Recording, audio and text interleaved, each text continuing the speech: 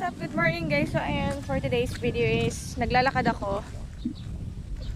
Kasi hulog namin ngayon sa car. So ayan. Wala kasing mapasabayan. Kaya ako na lang mismo dito sa kagrupo namin. Ako magpapadala ng aming hulog. Okay guys, samahan niyo ako. Ayan, kasi umuulan guys. Pero ayan, lalabas na yung araw. Ayan din si Carlo, yung aso namin. Carlo! Sinamahan niya ako. Ayun lagi pag may pupunta dito, sumasabay yan sa amin. Ayun, alalay ko yan. Carlo. Pa rin tayo sa paglakad. Dito. Sa papasabayan ko ng aking hulog. Tayo, nakaulog na ka? Nakaulog na ka? Diba? Sumayo roti. Nakiulog kaya sa usad. Mulay. Si Padi nga, sabi ko, Padi, nagbalik pa nga ako ka, pasabay ako. Karauran. Baby turong po. Ayan. Carlo! Okay, tapos na ako magpasabay. So, uwi na ako sa bahay kasi tulog pa si Sophia.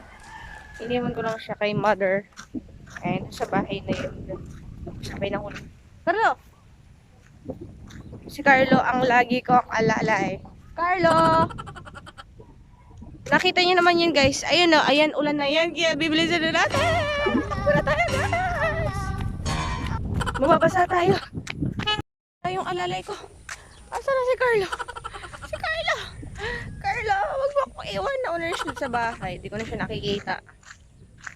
Ayan, guys. Ayan, ulan na yan. Ulan na yan.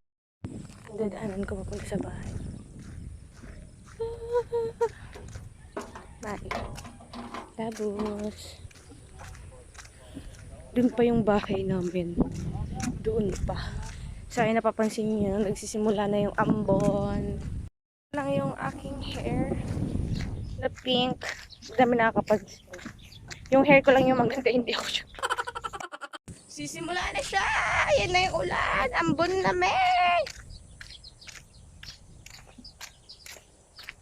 Abutin nyo muna ako sa bahay. Ayan na. Papansin nyo, nababasa na yung cellphone ko. Ayan na. Bibilis na natin. Tatakbo na tayo, guys. Ay. Ano naman akong bra? Makalogs. Ayan, guys. Pag naulan dito talaga, automatic naggaganyan yan. Ang ingay. Kahapon pa yan. Oh.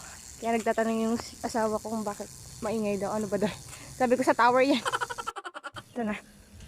Ayun yung kuya ko nag-aayos ng kung papasok siya sa trabaho. Nag-aayos ng motor niya.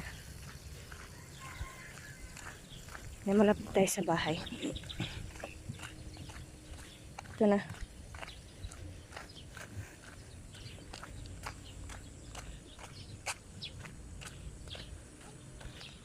Tara.